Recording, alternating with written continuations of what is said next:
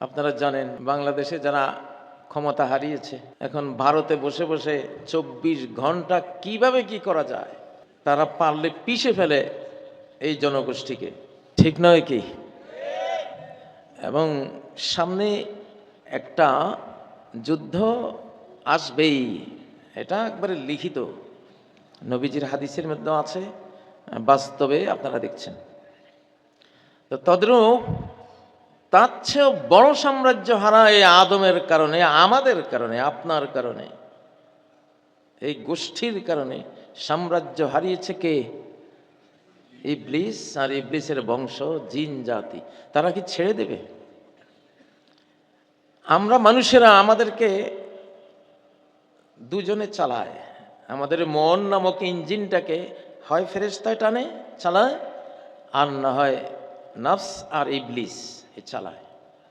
যারা এই বামপথে যাচ্ছে তারা ভাবছে আমরা যাচ্ছি, না, তুমি যাচ্ছ না, তোমাকে টেনে নিয়ে যাচ্ছে, তোমার ওই অদেখা শত্রু জাহান্নামের দিকে টেনে নিয়ে যাচ্ছে। যে নামাজ পড়ে না সে ভাবছে আমি পড়ছি না, আমার বাবা নামাজ পড়তো, আমার দাদা পড়তো, আমার ডান বামে অনেকেই সালাত পড়ে, আমি পড়ি না, সে ভাবছে আমি পড়ি না। না, তুমি পড়ো না, এটা না, তোমাকে না পড়তে তোমার এক জঘন্য জঘন্য জঘন্যতম দুশ্মন তোমার এই হার্টটাকে, মনটাকে কন্ট্রোল করে, তার পরিণতি যেখানে হয়ে গেছে আল্লাহর লানতে জাহান্নাম, তোমাকে সে সাথী বানাইয়া তার সাথে তুমিও জ্বলবা, এটা সে কসম করে, শপথ করে, ওথ করে আল্লাহর কাছ থেকে আসছে, সে নিয়ে যাচ্ছে তোমাকে। তুমি মূর্খ, বুঝতে পারছ না। كالذي استهوته الشياطين في الأرض حيران, ঠিক ওই ব্যক্তির মতো যাকে শয়তানরা কোনো বিস্তীর্ণ ভূমিতে উদ্ভ্রান্ত দিগ্ভ্রান্ত করে নিজেদের সাথে করে নিয়ে যাচ্ছে। রাতের বেলা, গভীর রাত্রে কোনো নির্জন পথে চলতে গেলে অথবা হাওর বাওর বিল দিয়ে চলতে গেলে একগুলো জিন থাকে, এদেরকে বলে দিয়া ভুল বলে আমাদের লক্ষ্মীপুরে। কেউ মানে আপনাদের এই এলাকায় কি বলে, মানে দুপুর রাত কেউ বিল দিয়ে যাচ্ছেন, একগুলি জিন শয়তান আছে কানাওয়ালা, কেউ কয় কানাওয়ালা, কেউ কয় দিয়া ভুল, কোরআন বলছে শায়াতিন। মানে আপনাকে সে এমনভাবে বিভ্রান্ত করবে নিজের বাড়ি খুঁজে পাবেন না, আপনার বিলের পাশেই বাড়ি, বাট আপনি বাড়ির চারপাশে ঘুরবেন বেদিশা হয়ে। এরকম ঘটনা হয়নি? কি নাম এগুলির? শয়তান।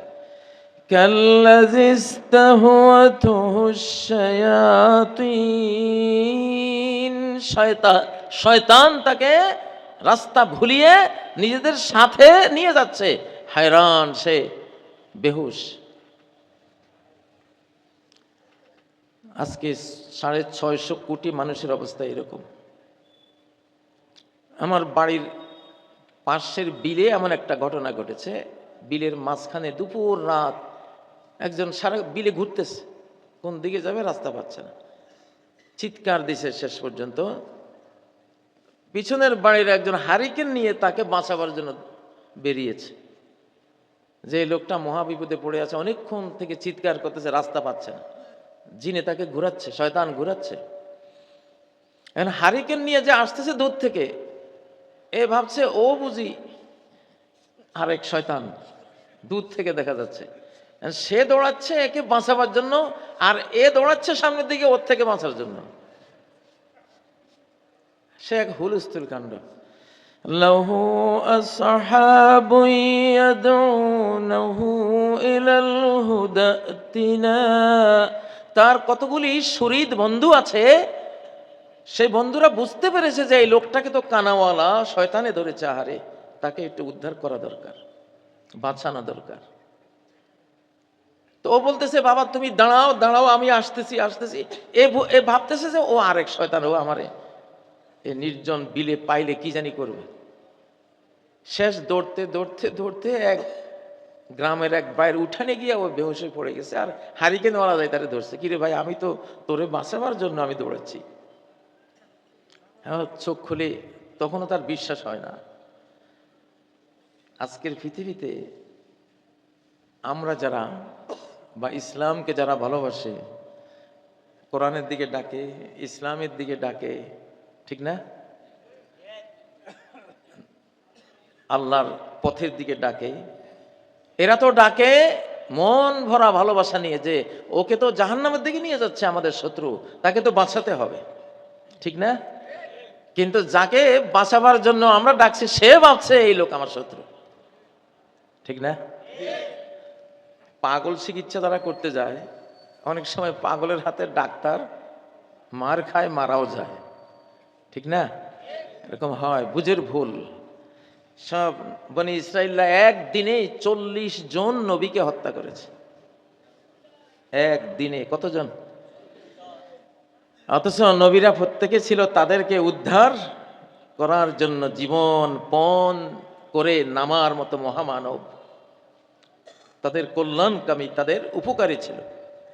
কিন্তু মানুষ বুঝে নাই 40 জনকে একদিনে হত্যা করেছে ইহুদিরা, ইসরায়েলিরা। তো ফারিকান তাকতুলুন ফাফারিকান কাযাবতুম ওয়াফারিকান তাকতুলুন। একদল নবীকে মিথ্যা সাব্যস্ত করেছো তোমরা, যে তোরা মিথ্যুক, প্রতারক, পাগল, জাদুকর, দুনিয়ার যত। আরেক দলকে একেবারে দুনিয়া থেকে বিদায় করে দিয়েছে। বুঝের ভুল। কিসের ভুল? তো আমাদের মূল যে শত্রুটা, আমাদের মন নামক ইঞ্জিনটা, স্টিয়ারিং সিটে আমাদেরকে হয় একজন ফেরেশতা চালায়, আল্লাহ আমাদের সাথে একজন ফেরেশতাও দিয়েছেন, আবার একজন শয়তানও দিয়েছেন। শয়তান টানবে ইয়াবা বাবার দিকে, গান বাজনার দিকে। শয়তান টানবে ব্লু ফিল্মের দিকে, সিনেমার দিকে, ঠিক না? শয়তান টানবে কিভাবে কার সম্পদ হারাম হইতে খাওয়া যায়, নারী নির্যাতনের দিকে। আর ফেরেশতারা ডাকবে ঠিক তার উল্টা দিকে, মসজিদের দিকে, ওয়াজ মাহফিলের দিকে, মাদ্রাসার দিকে, নবীর তরিকার দিকে, জান্নাতের দিকে, ঠিক না? আমরা কোন দিকে যাব? ডান না বাম? আসতে বললেন কে? কোন দিকে? আল্লাহু আকবার। ওয়া আসহাবুল মাইমানাতি মা আসহাবুল মাইমানা। ডানপন্থী, ডানপন্থী কারা কি জানো? মানে ওরা জান্নাতি। ওরা কি? ওরা জান্নাতি। প্রিয় ভাইয়েরা, এখন আমাদের প্রত্যেককে বুঝতে হবে আমরা এক কঠিন মহা বিপদের মধ্যে আছি। যদি ভুল করি তো এই মাটির উপরে যেটা আছে, এখন মাটির উপর থেকে নিচে যেতে যেতে যেতে মাটির 7ম স্তরের নিচে জাহান্নাম বসা। জাহান্নাম কোথায়? এই মাটির গভীরে জাহান্নাম। আপনি জাহান্নামের উপরে বসে আল্লাহর বিরুদ্ধে আন্দোলন করছেন, আল্লাহ ওয়ালাদের সাথে মারামারি করছেন জাহান্নামের উপরে বসে। আমরা জাহান্নামের উপরে আছি। দলিলটা সূরা মুতাফফিফিনের মধ্যে আছে। ইসলামে উলামায়ে কেরামদের মুত্তাফাক আলাই ফতোয়া হলো জাহান্নাম কোথায়? নিচে। কাল্লা ইন্না কিতাবাল ফুজ্জারি লাফি সিজ্জিন। যারা অপরাধী, ক্রিমিনাল, আল্লাহর বিরুদ্ধে চলে, নবীদের বিরুদ্ধে চলে, যারা বেনামাজি, হারাম খায়, চুরি ডাকাতি করে, খুন খারাপি করে, আরো যত শিরিক কুফর মুনাফিকি করে, এদের ঠিকানা হলো সিজ্জিনের মধ্যে। সিজ্জিন সম্বন্ধে ইবনে আব্বাস রাদিয়াল্লাহু আনহু তাফসীর করে বলেন, এটা তাহাতাল আরদিস সাবিআ, 7ম স্তরের নিচে, মাটির 7টা যে স্তর আছে, 7ম স্তরের নিচে ভয়াবহ জাহান্নাম। যে জাহান্নামের আগুনই মাঝে মধ্যে আগ্নেয়গিরি দিয়া বের হয়। পৃথিবীতে আগ্নেয়গিরি আছে না? সেই ভয়াবহ আগুন আগ্নেয়গিরিতে বের হয়। তো তো নিচে হলো জাহান্নাম। আমরা ছিলাম জান্নাতে সপ্তম আকাশের উপরে, সেখান থেকে আসছি মাটির উপরে, আবার ভুল করলে যাব মাটির নিচে জাহান্নামে, নাউজুবিল্লাহ মিন যালিক। আর যদি আমরা ডানপন্থী হই, আল্লাহর সাথে থাকি, কাফেলার সাথে থাকি, উম্মতের সাথে থাকি, নবীদের সাথে থাকি, নবীরা গেছেন কোথায়? উপরে, সপ্তম আকাশের উপরে, জান্নাতে, আল্লাহর আরশের নিচে। তাহলে আমরা ওনাদের সাথে কোথায় যাব? ইনশাল্লাহ সেখানে যাব। কত ভয়াবহ জীবন না! প্রতি ১,৯৯৯ জন জাহান্নামে যাবে, প্রতি ১,৯৯৯ জন জাহান্নামে যাবে। সাহাবায়ে কেরাম ভয় পেয়ে গেলেন, বললেন আইয়ুনা যালিকাল ওয়াহিদ ইয়া রাসূলুল্লাহ, ওই সৌভাগ্যবান একজন আমরা কে হতে পারবো? তিনি বলেন আবশিরু, আবশিরু, সুসংবাদ নাও, মিন ইয়াজুজ ওয়া মাজুজ ৯৯ ইয়াজুজ মাজুজ, অর্থাৎ দুনিয়ার যত কাফের বেঈমান আছে এরাই হবে ১,৯৯৯ জন।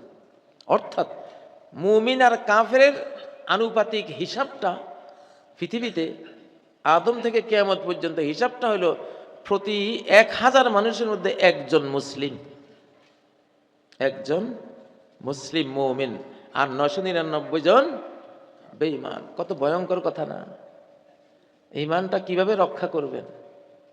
আপনি যে হাজারে একজন হতে চান, চেষ্টা লাগবে কিনা? চেষ্টা লাগবে কিনা? নাকি অবহেলায়, বিনা চেষ্টায়, বিনা গুরুত্বে আমি জান্নাতে চলে যাব? না, এই যুগটা কত কঠিন। ইউসবিহুর রাজুলু ফিহা মুমিনান ওয়া ইউমসি কাফিরা, এমন যুগ যেই যুগে মানুষ সকালে ঈমানদার, বিকালে কাফের। ওয়া ইউমসি মুমিনান ওয়া ইউসবিহু কাফিরা, সে বিকালে ঈমানদার, সকালে কাফের। কেমনে এটা হয়? ইয়াবিউ দীনাহু বিআরাদিন মিনাদ দুনিয়া, তার দিনটাকে, ঈমানটাকে সামান্য দুনিয়ার সম্পদের লোভে বিক্রি করে দিল। এখানে আমি যদি বলি, বাংলাদেশের প্রতি ১,০০,০০০ লোকের মধ্যে বিদেশ থেকে যদি প্রস্তাব আসে, আপনারা একটা প্রাইভেট কার দিচ্ছি, আর এই নেন একটা এটিএম কার্ড দিচ্ছি, যখন যা লাগে ব্যাংক থেকে তুলে আপনি চলবেন। আপনি বললো ইসরায়েলের গোয়েন্দাগিরি করেন, অথবা একটা ধরেন পার্শ্ববর্তী দেশ, এইটার পক্ষে কথা কইবেন। আপনি ১,০০,০০০-এর মধ্যে ৩১৩ জন পান কিনা এই প্রস্তাব ডিনাইকারী। অতীতে এমন হয়েছে। তালুতের ১,০০,০০০ মুসলমানের মধ্যে শুধু উনি বলছিলেন কি, ইন্নাল্লাহা মুবতালিকুম বিনাহার, ও আমার সৈন্যবাহিনী, তোমরা সবাই ঈমানদার, আল্লাহর পথে জান দেয়া বাহিনী, তবে কার ঈমান কতটুকু আছে, একটা নদী দিয়ে আল্লাহ ঈমান পরীক্ষা করবে। তোমাদের একটা পরীক্ষা হবে, কি দিয়া? নদী দিয়া। মরুভূমির দেশ, নদীর পানি খুব পিপাসা মিটায়, পিপাসার্ত মানুষের কাছে নদীর পানির খুব মূল্য। একটা নদী পার হবা, যে নদীর পানি পেট ভরে পান করবে, সে আর আমার সাথে আল্লাহর এই যুদ্ধে সে যেতে পারবে না, অযোগ্য হয়ে যাবে, আল্লাহ তাকে ফিরাই দিবেন, ইচ্ছা করলেও যেতে পারবে না। এক কোষ যদি কেউ খায়, পান করে, সে যেতে পারবে। ১,০০,০০০ মুসলমান দিনদার আল্লাহওয়ালা রওনা দিয়েছিলেন তালুতের সাথে, যোদ্ধা, সবাই যোদ্ধা, ট্রেনিং প্রাপ্ত মুসলিম। আমাদের মতো এরকম রিক্সাওয়ালা, ঠেলা গাড়িওয়ালা, কুলি মজুর, কৃষক, হুজুর মুজুর এরকম না, ওরা ট্রেনিং প্রাপ্ত সৈনিক। সেই মানের ১,০০,০০০ নিয়ে তিনি রওনা দিয়েছেন। ওই নদীর পানির পরীক্ষায় গিয়া ৩১৩ জন টিকছে। কয়জন? এটা একটা মিসাল, এক্সাম্পল, দুনিয়ার লোভের একটা লোভের মিসাল দিয়েছেন। লোভনীয়, তুমি যুদ্ধে গেলে, ক্ষমতায় গেলে, রাজনীতিতে গেলে লাখ লাখ কোটি কোটি টাকার লোভ আসবে কিনা? অফার আসবে।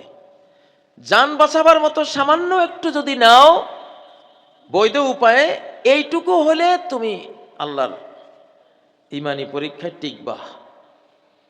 আর অফার পাইয়া যদি টাকার অফার পাইছো, ক্ষমতার অফার পাইছো, লোভ পাইছো, বাস ছুটছো সেদিকে, তো শেষ।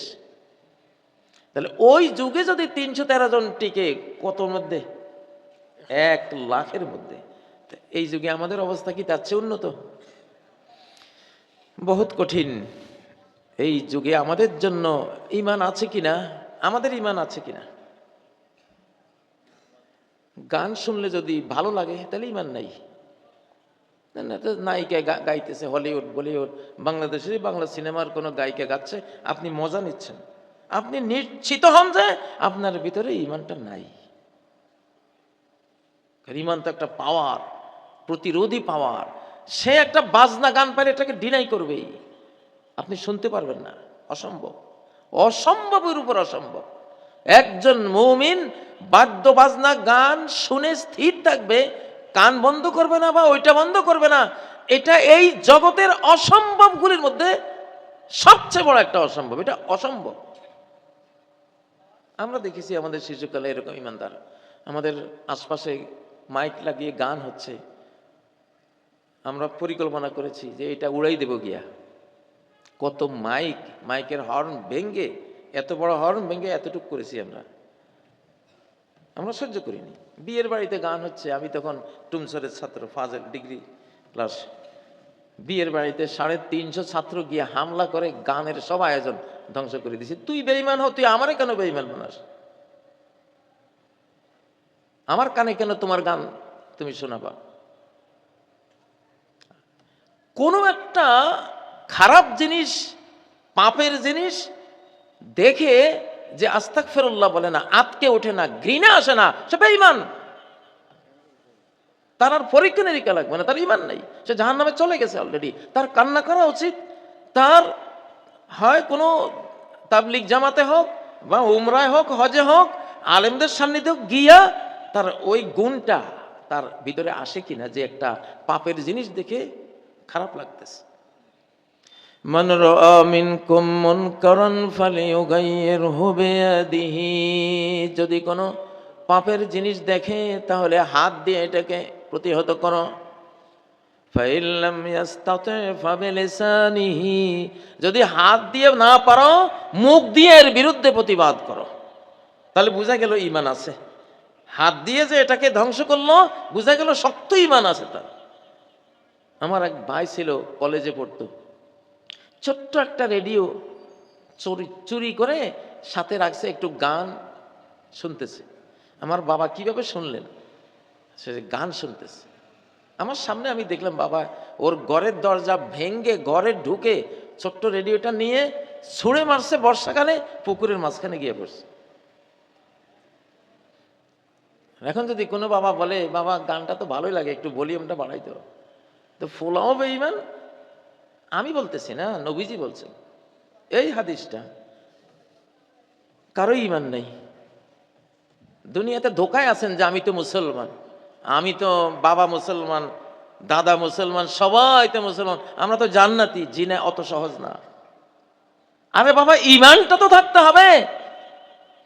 নবীজি বলছেন ইউসাল্লুনা ফিল মাসাজিদ, মসজিদে ভরা এক জামাত, গোটা মসজিদ মুসল্লি ভরা, ওয়ালাইসা ফিহি মুমিন, একজনও ঈমানদার নাই। মসজিদে ধরেন 5,000 লোকে নামাজ পড়তেছে, বিশাল জামে মসজিদ, 5,000 লোক, বড় ইমাম, বড় খতিব, মুয়াজ্জিন, খাদেম, অভাব নাই। ওয়ালাইসা ফিহি মুমিন, এই 5,000 এই বিশাল জামাতের মধ্যে একজনও ঈমানদার নাই।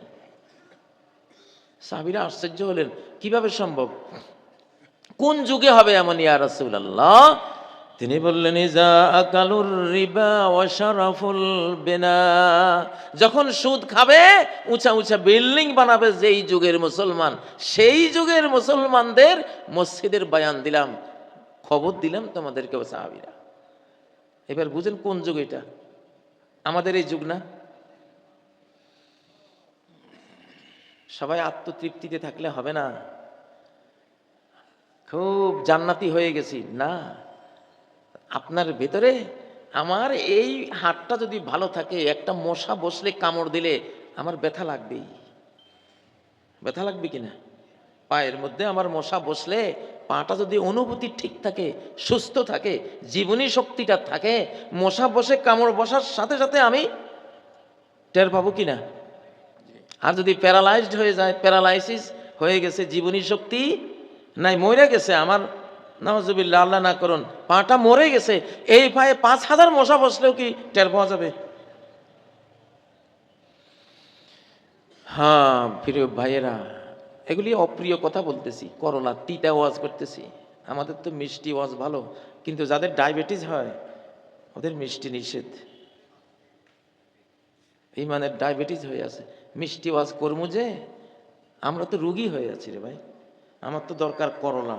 আমি ডায়াবেটিসের ওষুধ দিয়েছি, এখন ইমানি ডায়াবেটিসের তো ওষুধ দিতে হবে। দেহের ডায়াবেটিস দূর হয় করলার রস, তেলাকুচা পাতার রস, নিমের রস, 3টে একসাথে করে 2 চামচ 2 চামচ 6 চামচ করে সকালে একটু খান, আর সজনার পাতাকে শুকিয়ে পাউডার বানিয়ে 2 চামচ সজনার পাতা দুধের মধ্যে দিয়ে বিকালে খান। আপনি 15 দিন খেলে দেখবেন ডায়াবেটিস 14 গোষ্ঠী আপনার শরীর থেকে চলে গেছে। কিন্তু আরেকটা ডায়াবেটিস তো আছে আমাদের, ইমানের ডায়াবেটিস, ঠিক না? মানে আমাকে ইমানের ইজা সাররাতকা হাসানাতুকা ওয়াসাতকা সাইয়াতুকা ফাআনতা মুমিন, তুমি মুমিন কিনা থার্মোমিটার দিচ্ছি, তুমি ওই থার্মোমিটার দিয়ে যেমন জ্বর আছে কিনা 98 ক্রস করলে আছে, ঠিক না? আর 98 থাকলে বুঝা গেছে কি নাই, জ্বর নাই, নিচে নামলো বিপদ, উপরে গেলেও কি। তো ইমান মাপার একটা থার্মোমিটার আছে, যে পাপের জিনিস তোমার কাছে খারাপ লাগে, পুণ্যের জিনিস তোমার কাছে ভালো লাগে, এইটা হলো ইমান। এটা হলো কি, তোমার মেয়েটা বোরকা গায়ে দিয়ে যাচ্ছে বাইরে, তোমার স্ত্রী বোরকা দিয়ে যাচ্ছে বাইরে, তুমি আনন্দ বোধ করছো, ভালো লাগছে, আলহামদুলিল্লাহ, তাহলে ইমানদার। তোমার স্ত্রীকে তুমি দেখছো বাজারে বোরকা ছাড়া গেছে, তুমি তো তারে তালাক দেওয়ার মতো তোমার অবস্থা হয়ে গেছে, ভয়াবহ রেগে গেছো, এটা ইমানদার। হ্যাঁ, বোরকা গায়ে দিলেও কিছু কও না, আবার বোরকা ছাড়া খোলা ড্রেসে চলে গেছে মার্কেটে, তাও কিছু কও না। লা ইয়ারিফু মারুফান ওয়ালা ইউনকিরু মুনকারা, কোনো ভালোকে সে ভালো বুঝতেছে না, মন্দকেও মন্দ বুঝার কোনো ক্ষমতা তার ভিতরে পাইতেছে না। তো এটা তো ঈমান নাই, কি নাই? আমি বিগত যারা বাংলাদেশ শাসন করেছে 15 বছর, আমি তাদের একেবারে সর্বনিম্ন ব্যক্তি থেকে সর্বোচ্চ ব্যক্তি পর্যন্ত একটা কথা শুনছি, আমার কি দোষ? বুঝেন না, আমাদের কি দোষ? আরে আমরা কি দোষ করলাম? এটা তো ইবলিসের কথা, এটা তো ইবলিসের কথা। ইবলিসের তো কোনো দোষ নাই, বরং সে উত্তম। দোষ এখানে করলে আদমে করছে বা আল্লাহ এখানে ঠিক করে নাই, তার যুক্তি, ঠিক না? আনা খায়রুম মিনহা, আমি তো তার চেয়ে উত্তম, আমার তো কোনো দোষ নাই, আমার তো কোনো ত্রুটি নাই, নোকসান নাই, কোনো কমতি নাই যে আমি যেই কমতির কারণে আদমকে বড় মনে করে তার সামনে সেজদা দেব, এমন তো আমি না। এইটা খুব ভয়াবহ জিনিস রে ভাই, খুব ভয়াবহ জিনিস। আমি ঈমান নিয়ে কথা বলছি। এখন যে বলে, এই যে একটা কথা শুনি, কানে শুনি সব সময়, যে ওয়াজে তাসির নেই, ওয়াজে কি নেই, তাসির নেই, হুজুররা ওয়াজ করে ঠিকই, এটা নিয়ে কোনো আমল নাই, কি নেই, আমল নাই। এই কথাটা একটা মেসেজ দেয় যে সমাজের ঈমান হারাই গেছে। কারণ ওয়াজের রিসিভার হলো ঈমান, কোরআনের নূরের রিসিভার হলো ঈমান, সূর্যের আলোর রিসিভার হলো চোখ। একজনের চোখ দুইটাই অন্ধ, এখন সূর্য ভর দুপুরে তার কপালের সামনে, তার মাথার উপরে, সে দেখছে না। সূর্যের আলো রিসিভ করার মতো, গ্রহণ করার মতো যে দুটা চোখ আল্লাহ দিয়েছেন, সেই দুইটা চোখ তার ভালো নাই। এখন সে যদি বলে সূর্য তো উঠছে, আলো টালো নাই, আজকালকার সূর্যে আলো নাই, আজকালকার সূর্যে কি নেই, দেখা যায় না, দোষটা কি তার না সূর্যের? হ্যাঁ, তোমার রিসিভার নষ্ট হয়ে গেছে, চোখ চিকিৎসা করো। ঠিক এই কোরআনের আলো হলো জ্ঞানের আলো, জ্ঞানগত আলো, ঠিক না? জ্ঞানের নূর। এটা রিসিভ করে হৃদয়ের চোখ, হৃদয়ের। নবীজির সামনে সাহাবী হানজালা এসে নবীজিকে বলেন, আবু বকরকে সাথে নিয়ে এসেছেন, বলেন ইয়া রাসূলুল্লাহ ইন্না ইযা কুন্না ইনদাক যাক্কারতানা বিন নারি ওয়াল জান্নাহ ফাকান্না রা'য়াল আইন। ও আল্লাহর রাসূল, যখন আপনার সামনে আসি আপনি আমাদেরকে ওয়াজ করেন, জাহান্নামের কথা বলেন, জান্নাতের কথা বলেন। কান্না রা'য়াল আইন, আমাদের হৃদয়ের আলোর অবস্থা, হৃদয় চক্ষুর জ্যোতির্ময়তার অবস্থা এমন হয় যেন জান্নাতটাও দেখে ফেলতেছি, জাহান্নামও দেখে ফেলতেছি, এমন অবস্থা হয়। এই তো, এটা হলো মুমিনের অবস্থা। কিসের?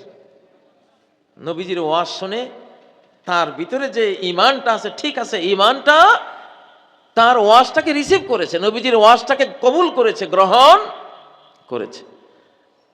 এই কথাখানি দলিল হিসাবে কোরআনে আছে, ওয়াযাক্কির ফাইন্নায যিকরা তানফাউল মুমিনিন।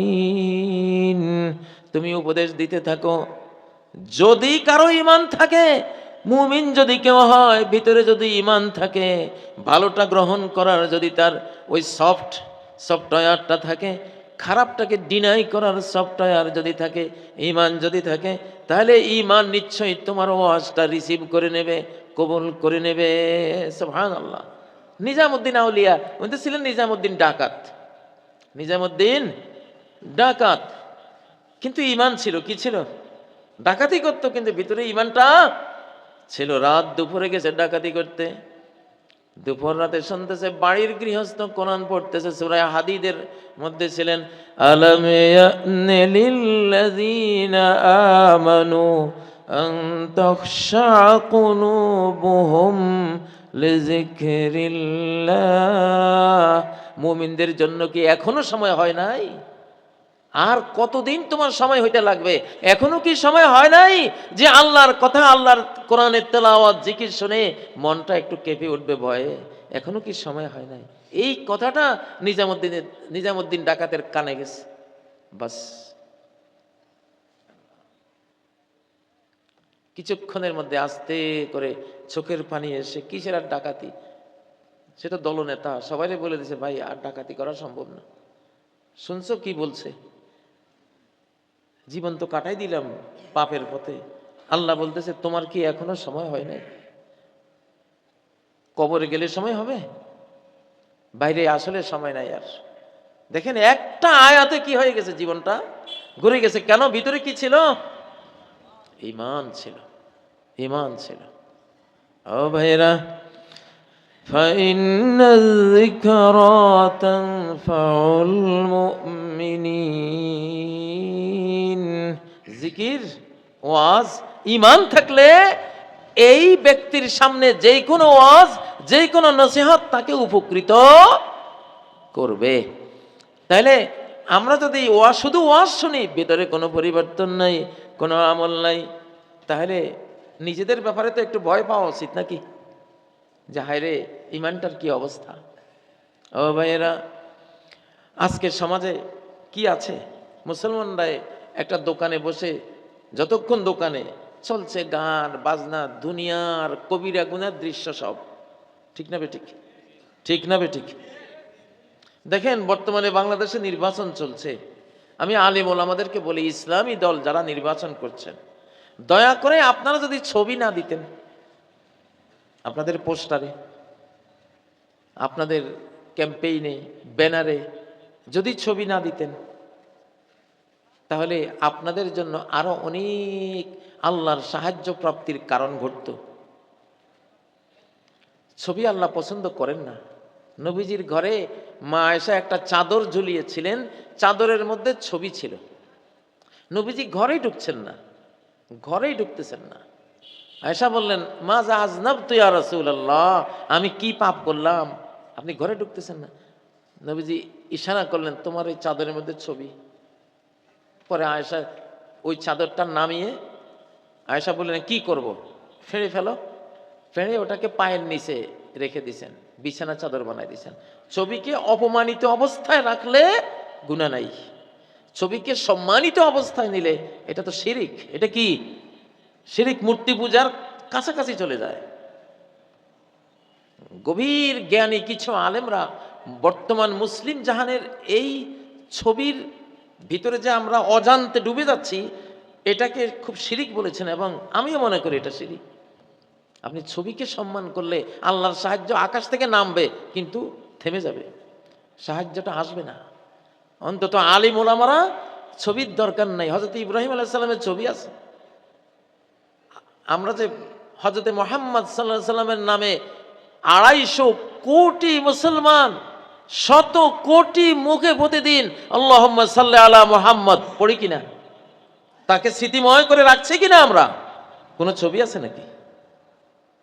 হযরত হাজেরা যে সাফা মারওয়ার মাঝখানে দৌড়েছিলেন, আজও যে আমরাও দৌড়াই তার ওই স্মৃতিটা আমরাও পালন করি। ছবি কোনো মুভি, কোনো দৃশ্য আছে কিনা? কিচ্ছু নেই, দৃশ্য লাগে না। আল্লাহ যাকে স্মৃতিময় করে রাখেন সে বিনা ছবিতেই বিজয়ী। শাহজালাল, আজকে ঢাকার বড় বিমানবন্দর শাহজালাল, হযরত শাহজালাল বিমানবন্দর নাকি? কোনো ছবি আছে নাকি? যাই হোক, আমার একটা পরামর্শ থাকলো, আল্লাহর সাহায্য বন্ধ হয়ে যায় এক যুদ্ধে, হুনাইনের যুদ্ধে। শুধু একজন বলেছিল আজকে সংখ্যা কমের কারণে আমরা হেরে যাব না, আমাদের সংখ্যা অনেক। আল্লাহর উপরে তাওয়াক্কুলটা একটু কমে গিয়ে জনসংখ্যার উপরে তাওয়াক্কুল গেছে, বিজয় বন্ধ হয়ে গেছে, আল্লাহর সাহায্য স্টপ হয়ে গেছে। إذ أعجبتكم كثرتكم فلم تغن عنكم شيئا। তোমাদের জনসংখ্যা তোমাদেরকে একদিন বিস্ময় আবির্ভূত করেছিল, জনসংখ্যার উপরে তাওয়াক্কুল করে ফেলেছিলে, ফলে ওই জনসংখ্যা কোনো কাজে আসে নাই। 5ই আগস্ট বিজয় হয়েছেন শুধু আল্লাহর উপরে ভরসা থাকার কারণে। কিচ্ছু ছিল না, কোনো নেতাও ছিল না, ঠিক নয় কি? কিছুই ছিল না, কোনো লিডারও ছিল না। কোত্থেকে যে আন্দোলন হচ্ছে, মাস্টার মাইন্ড ছিল আকাশে আসমানে, ওখান থেকে হয়েছে, ঠিক না? তখন কি আমাদের কারো ছবি টানাইতে হয়েছে? হয় নাই। এই ছবির শিরক, এটা ইবলিসের সাঙ্গপাঙ্গরাই এই ছবির সংস্কৃতি তারা চালাইছে। আপনি ঘুমাইলে তারা আপনাকে ঘুমের করে ছবি দেখায়, ওরা নিজেরাই ছবি হয়, গাছ হয়, মাছ হয়, জীবজন্তু হয়, ছবির সংস্কৃতি ওদের। ছবির সংস্কৃতিটা শয়তানদের, জিনদের, ওদের থেকে মানুষ শিখেছে এটা। তো যাই হোক, এখন ছবি দেখলে যদি আপনার খারাপ না লাগে, তা আমি তো বলবো ইমানের সমস্যা হয়েছে। আর ছবি দেখলে অন্তত একটা ঝিলিক মনে আসে, এই জিনিসটা কি দরকার ছিল? হয়তো আমরা রাজনৈতিক যুক্তি দেব যে আমাদের প্রতিপক্ষ যেহেতু দিচ্ছে, আমরা না দিলে একটু আমাদের কেমন হয়। জি না, আপনি না দিলেই, আপনি তো আদর্শ নিয়ে লড়বেন, আমার আপনার তো আদর্শ। তা আমি যদি বেঈমানের সমান হই, বেঈমানদের সমান হই, জাগতিক নিয়ে যারা চলে ওদের সমান হই, তাহলে পার্থক্যটা কোথায় থাকলো? ঠিক নয় কি? আমাদের ছবির সংস্কৃতি আমাদের নাই। আশাদ্দুন নাসি আযাবান ইয়াউমাল কিয়ামাতি আল মুসাউউরুন। একজন আল্লাহর অনেক উঁচু মাপের আল্লাহর এক বন্ধু আমাকে তার একটা স্বপ্নের কথা বলেছে, যে বাংলাদেশকে আল্লাহ তো অনেক ভালোবাসেন, আল্লাহর সাহায্য আসতেছে, কিন্তু ছবির কারণে অনেক আল্লাহর সাহায্য বাধাগ্রস্ত হচ্ছে। আরে লা তাদখুলুল মালাইকাতু বাইতান ফিহি সূরাতুন ওয়ালা কালবুন। আল্লাহর ফেরেশতা ওই ঘরেই ঢুকে না, রহমতের ফেরেশতা ওই ঘরেই ঢুকে না যেই ঘরে কোনরূপ একটা ছবি টানানো আছে। কোনরূপ একটা ছবি, হয় সেটা ভোটের ছবি হোক আর যেই ছবি হোক, ছবি টানানো অবস্থায়, মানে সম্মানিত অবস্থায় আছে, উঁচু মাথার উপরে আছে, সম্মান দিয়ে টানানো হয়েছে। আমাদের যেই ভোটের ছবিগুলি, এগুলিকে আমরা অসম্মান করে টানাচ্ছি না সম্মান করেই? অবশ্যই সম্মান করছেন। তাহলে যদি আল্লাহর ফেরেশতা সাহায্য, তো ফেরেশতা যেখানে আছে আপনি বিজয়ী, সেখানে যেখানে ফেরেশতা আছে কনফার্ম আপনি বিজয়ী।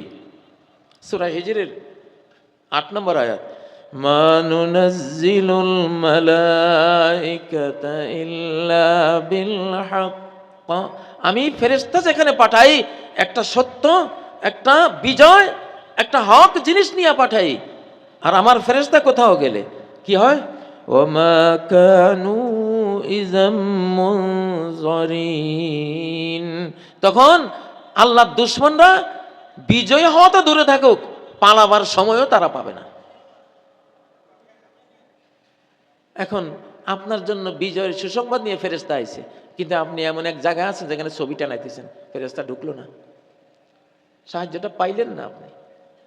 একটা কথা হুনাইনের যুদ্ধে, যে আজকে আমাদের জনসংখ্যা বেশি, পরাস্ত হবে না, নবীজি হাজির সেই যুদ্ধে, আবু বকর, ওমর, উসমান, আলী হাজির, আশারায়ে মুবাশশারা হাজির, সেখানে পরাজয় হয়ে গেছে।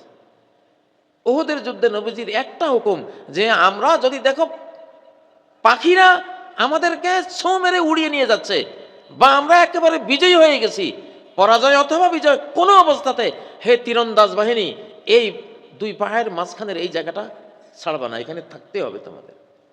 ওনারা অধিকাংশরা বুঝছে যুদ্ধ তো শেষই, বিজয় হয়ে গেছে, এখন গনিমত সংগ্রহ করা দরকার, 40 জন ওইটা বুঝে চলে গেছে, বাস।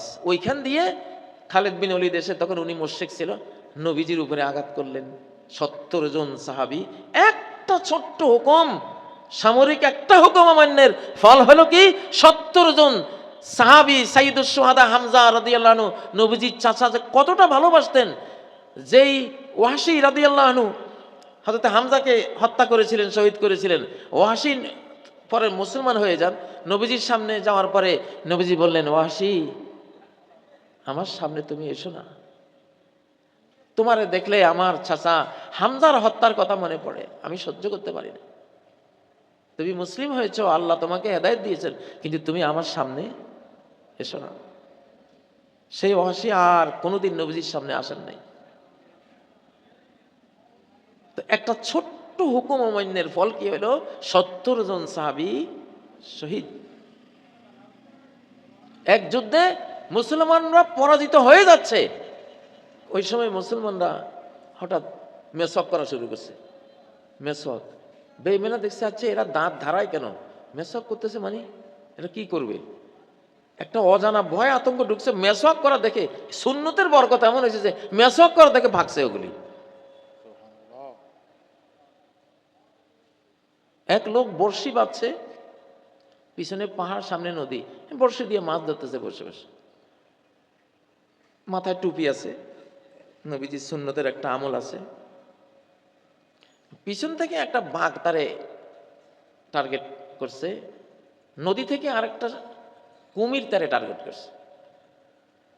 এটারে বলে ডাঙ্গায় বাঘ, জলে কুমির। বাঘে যখন তারে থাবা দিছে, তার তো উঁচু একটা গোল টুপি মাথায় ছিল, বাঘে ভুল করছে, যে হে মনে করছে এটাই তার মাথা, তো টুপির মধ্যে থাবা পড়ছে, টুপি তো পিছলা খাইয়া স্লাগ হয়েছে, পিছল খাইছে, খাইয়া বাঘ যায় পড়ছে পানিতে, আর অমনি কুমিরে ধরছে বাঘের। বাঘের কুমিরে লড়াই করতেছে, আর টুপির উচিলা ওই বেচারা বাইসা দিছে দৌড়। একটা সুন্নত, এটা কি, ও মুসলমানরা, আমার মিডিয়া যেহেতু আছে বাংলাদেশ, সারা বাংলাদেশে আপনি দেখে থাকবেন, নির্বাচনের তফসিল ঘোষণার পরে দেশের পরিস্থিতি পাল্টে গেছে একবার। এই 12ই ফেব্রুয়ারির পরে সিরিয়াসলি দেশ একটা পল্টি খাবে মারাত্মক। অতএব এমন কোন ছোট্ট আমলও জীবনে রাখা যাবে না আমাদের, যেই কারণে আল্লাহর আকাশের সাহায্য নেমেও আমরা বঞ্চিত থাকি। ঠিক নয় কি ভাই? হযরতে ওমর যখন ফিলিস্তিন শহরের চাবি নেয়ার জন্য যাচ্ছিলেন, ফিলিস্তিন বিজয়ী, আবু ওবায়দার নেতৃত্বে ফিলিস্তিন জয় হয়েছে, খ্রিস্টানরা বলল এই শহরের চাবি তোমাদের খলিফার হাতে দেব, তোমাদের হাতে দেব না, খলিফাকে আসতে হবে। খলিফা আসতেছে, হযরত ওমর তো একটা ভৃত্য নিয়ে রওনা দিয়েছেন, সেনাপাটা জামা। আবু ওবায়দা সেনাপতিরা এসে বললেন, হে ওমর, আপনি হলেন অর্ধ পৃথিবীর খলিফা, শাসনকর্তা, আপনার এই পোশাক দেখলে তো আমাদের ইসলামী খেলাফতের অসম্মান হবে, এই ড্রেসটা একটু পাল্টান না। তখন এক বিখ্যাত উক্তি করেছিলেন হযরত ওমর, নাহনু কওমুন আ'আজ্জানাল্লাহু বিল ইসলাম ফামাহমা ফামাহমা তাগাইনাল ইজ্জাতা বিগাইরিহি আযাল্লানাল্লাহ। আমরা তো এমন এক অপমানিত জাতি ছিলাম, কোনো সম্মানে ছিল না, কোনো রাষ্ট্রশক্তি ছিল না। ইসলামের কারণে আজকে আমরা বিশ্ববিজয়ী শক্তি। কত বড় ইজ্জত আল্লাহ দিয়েছেন ইসলাম দিয়ে। যদি আমরা ইসলামের বাইরের কোনো কিছু দিয়ে ইজ্জত চাই, আবার পুরানো সেই জিল্লতিতে আল্লাহ আমাদেরকে ফেলে দিবেন। ঠিকই উনি ওই ছেঁড়া ফাটা জামা নিয়ে গেছেন। যাওয়ার পরে খ্রিস্টান যারা পোপ পাদ্রী ছিল, পাদ্রীরা বলল, হ্যাঁ আপনি সেই মহান ব্যক্তি যার হাতে আমরা চাবি তুলে দেব বলে আমাদের কিতাবে আমরা পেয়েছি, আসমানি কিতাবে লেখা আছে। যদি আজকে আপনাকে আমরা না চিনতাম তাহলে আপনার হাতে আমরা চাবি দিতাম না। যার হাতে আমরা চাবি দেব আমরা কিতাবে পড়েছি তার জামার মধ্যে 16টা তালি থাকবে। আমরা সব গুনেছি আপনার গায়ে জামায় কয়টা তালি, ঠিক 16টাই পাইছি। ও মুসলমান, ওয়ান্তুমুল আ'লাউনা ইন কুনতুম মুমিনিন। যদি ঈমানের শর্ত পূরণ করো, একটা শর্ত যে ঈমানদার হও। ঈমানের যে ৭৯টার মতো শাখা পোশাখা আছে, ঈমানগুলিকে তুমি তাজা করে নাও তোমার ভিতরে। আমি তোমারে কদ্দূর তুলতে হয় তুলে দেব, তোমারে আমি তুলে দেব। আজকে এক বুড়া খমেনি গোটা পৃথিবীর আইকন, গোটা পৃথিবীর মানুষদের আইকন এবং মহাবীর, ঠিক না? ইরানের আয়াতুল্লাহ সবাই শ্রদ্ধা করে তারে, কারণ তার সে ঈমানের যে দৃঢ়তা, তার যে পাগড়ি, তার যে দাড়ি, তার যে সুন্নতি লেবাস, তার যে ইসলামিক বক্তব্য, এটার সামনে কিসের কিনা কওয়া, ওই যে আব্রাহাম লিঙ্কন ওইটা সেটা লই আসা, এগুলির কোনো ভ্যালু আছে? মুসলিমদের মধ্যে এখন এক বিশাল অকল্পনীয় শক্তি মুসলিম জাতির ভিতরে অলরেডি জন্ম হয়ে গেছে।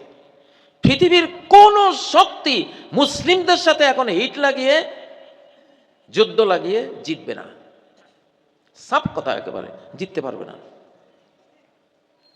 এখন এগুলির বলা হয় আইয়ামুল্লাহ, ওয়াযাক্কিরহুম বিআইয়ামিল্লাহ। আল্লাহর কিছু দিন, আল্লাহর কিছু টাইম লাইন, কিছু সময় রাখা আছে। ওই টাইমে দুনিয়ার কর্তৃত্ব নিয়ন্ত্রণ সরাসরি কার হাতে? আল্লাহর হাতে থাকে। আব্রাহাকে যেদিন মেরেছিলেন ওই দিনকে নিয়ন্ত্রণ কি আব্দুল মুত্তালিবের হাতে না আল্লাহর হাতে? সরাসরি আল্লাহর হাতে। ফেরাউনকে যেদিন মেরেছিলেন মুসা আলাইহিস সালামের হাতে নিয়ন্ত্রণ না ফেরাউনের হাতে? কার হাতে? হ্যাঁ, যেদিন নূহ আলাইহিস সালামের জাতিকে মেরে দিয়েছিলেন, নূহ আলাইহিস সালামের পুত্রের জন্য দোয়া করছিলেন, সেটাও কাজে আসে নাই। আল্লাহ তাআলা নবীর দোয়াও নিলেন না, কারণ নিয়ন্ত্রণ সেদিন কার হাতে? তারপরে লূত আলাইহিস সালামের জাতিকে যে সাগরের তলায় আরো 400 মিটার গভীরে তলিয়ে দিয়েছিলেন, আকাশ থেকে পাথর মেরে মেসাকার করে দিয়েছিলেন, এই দিনটা কার হাতে ছিল? ঠিক বাংলাদেশের ওই বদর দিনে যেমন দিনটা আল্লাহর হাতে ছিলেন, দুর্বল দুর্বল হীনবল, অস্ত্র নাই, গোড়া নাই, কিচ্ছু নাই, হেরা 313 জন বিজয়ী দুর্ধর্ষ বেঈমান বাহিনী পরাস্ত, দিনটা কার হাতে ছিল? আল্লাহু আকবার। বিনাসরিল্লাহি ইয়ানসুরু মান ইয়াশা। আল্লাহর সাহায্য দিয়েই আল্লাহ যারে চান বিজয়ী করেন, ঠিক না? ঠিক বাংলাদেশের 2024-এর 5ই আগস্ট দিনটা ছিল ইয়াউমুন মিন আইয়ামিল্লাহ, আল্লাহর দিন সমূহের একটা দিন। নিয়ন্ত্রণ কার হাতে ছিল? আল্লাহর হাতে ছিল। তা আল্লাহর হাতে থাকলেই তো আপনার বিজয় নিশ্চিত, ঠিক না? আল্লাহর মনে কষ্ট দিয়ে আপনি বিজয় পাবেন না। হযরত আয়েশা লিখেছিলেন হযরতে মুয়াবিয়া রাদিয়াল্লাহু আনহুর কাছে, মুয়াবিয়া লিখছিলেন আয়েশার কাছে, সহিহ বুখারীর হাদিস, ও মা আয়েশা আমাকে একটা নসিহত দেন, খুব সংক্ষিপ্ত, লম্বা দিয়েন না, কারণ আমি রাষ্ট্র কাজ নিয়ে ব্যস্ত থাকি, লম্বা উপদেশ মনে থাকবে না, ছোট্ট একটা উপদেশ দেন। দিছে আয়েশা, মানিল তামাসা রিদাল্লাহি বিসাখাতিন নাস কাফাহুল্লাহু মাউনাতান নাস। মানুষ অখুশ হবে, নাখুশ হবে, দলের কর্মীরা নাখুশ হবে, হয়তো সমাজের আরো আমাদের সাপোর্টাররা নাখুশ হবে, এমন একটা কাজ কিন্তু সেই কাজটা করলে আল্লাহ খুশি হবে। যে ব্যক্তি মানুষের অখুশি করে আল্লাহরে খুশি করার কাজটা করে, আল্লাহ তাআলা নিজে তার উপরে খুশি হয়। আর যে অখুশি, মানুষের অখুশির ভয় করে, ওইটাও কাটাইয়া মানুষেরও আল্লাহ তার উপরে খুশি বানাই দেন, রাজি খুশি বানাই দেন। ওমানিল তামাসা রিদান নাস বিসাখাতিল্লাহ ওয়াকালাহুল্লাহু ইলান নাস। আর যে ব্যক্তি আল্লাহর মনে কষ্ট দেয়, মানুষের মনে শান্তি দেওয়ার জন্য, খুশি করার জন্য, মানুষকে খুশি করার জন্য, আল্লাহ তাআলা নিজেও তার উপরে অখুশি হন আর তারে ছেড়ে দেন মানুষের কাছে। আর মানুষের মন নিয়ন্ত্রণ করা আমাদের কারো পক্ষে সম্ভব না। কুলুবুল ইবাদে বাইনা আসবাইন মিন আসাবির রহমান। রহমানের দুই আঙ্গুলের মাঝখানে সব বান্দাদের হৃদয় থাকে। তুমি যদি আল্লাহর মনে যদি খুশি দাও, আনন্দ দাও, এমন আমলটা করো, এমন কাজটা করো, তাহলে আল্লাহ নিজে খুশি হয়ে দায়িত্ব নেবেন যে এই বান্দাগুলিরও আমি তোমার উপরে খুশি করে দেব।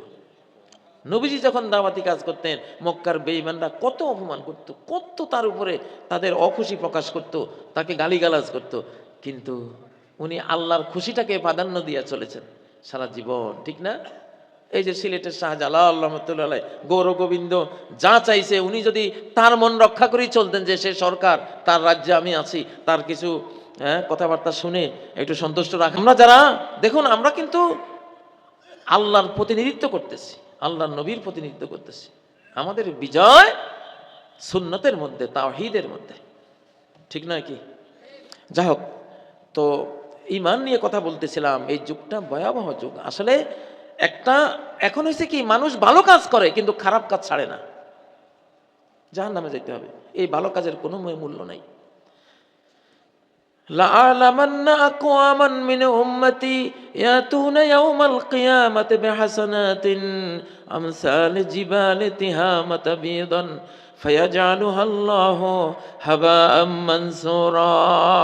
নবীজি বলেন, আমি আমার উম্মতের বহু সম্প্রদায় এমন পাবো কিয়ামতের দিন, মক্কা মদিনার যে অজস্র পাহাড় আছে, সাদা সাদা পাহাড়, এরকম উজ্জ্বল পাহাড় সমান বড় বড় স্তূপ, নেক আমলের স্তূপ নিয়ে আসবে, কিন্তু আল্লাহ তাআলা এগুলির ধুলিবালির মতো উড়াই দিবেন, তার কোনো সওয়াব দিবেন না।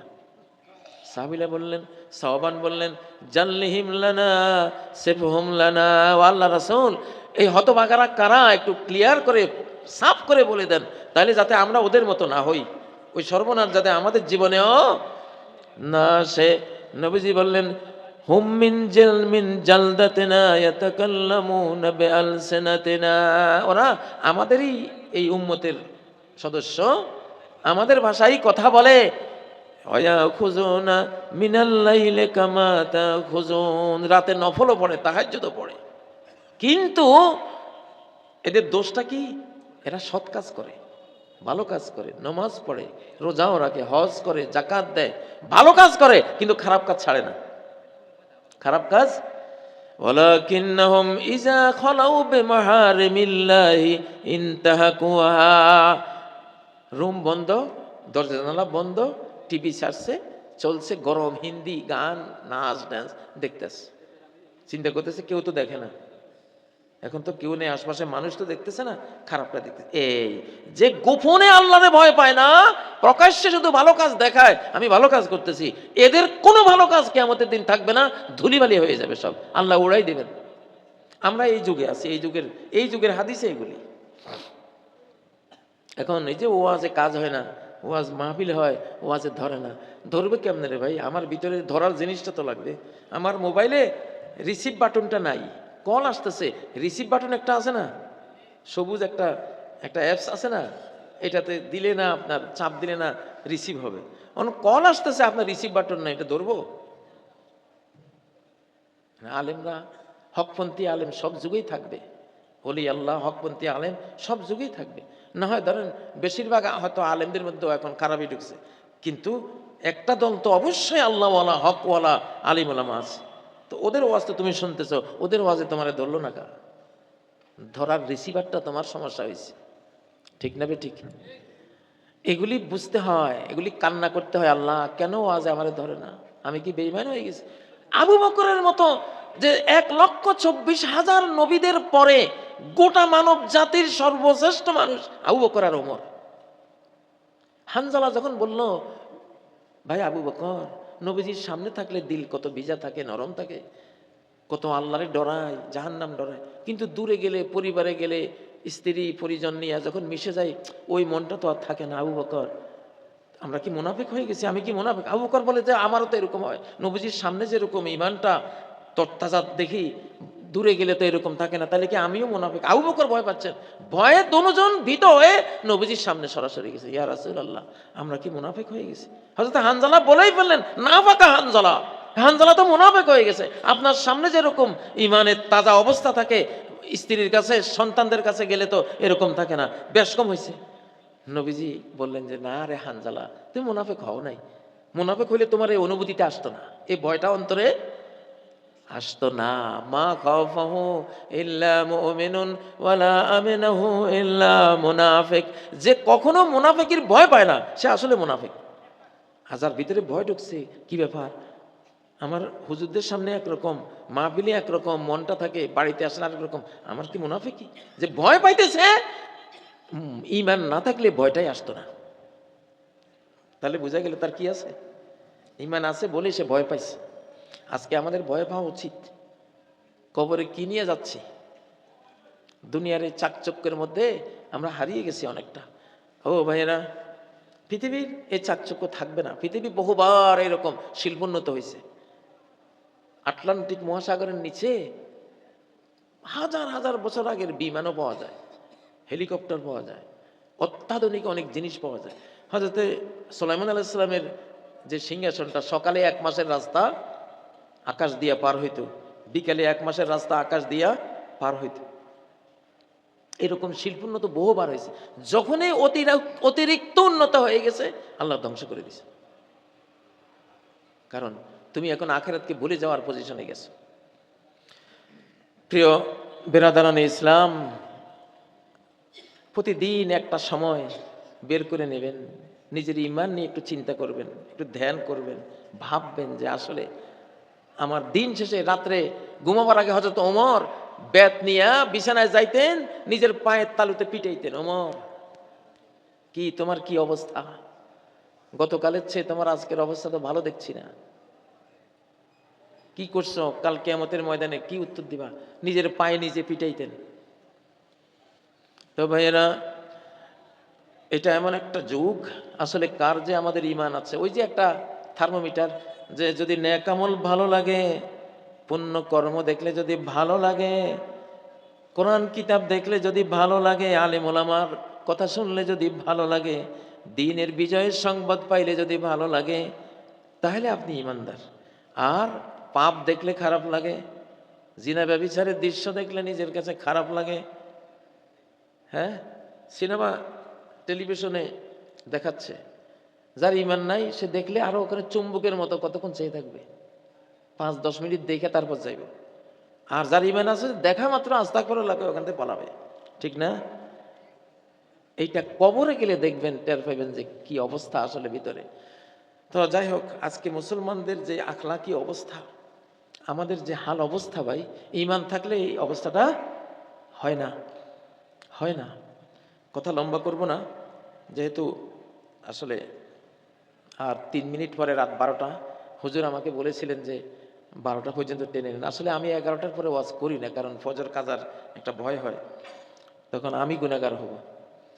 তো আল্লাহ তাআলা আমাদের এই বক্তব্য কবুল করুন, তাফসীর আল্লাহ কবুল করুন, আল্লাহ আমাদের ঈমানটা হেফাজত করেন।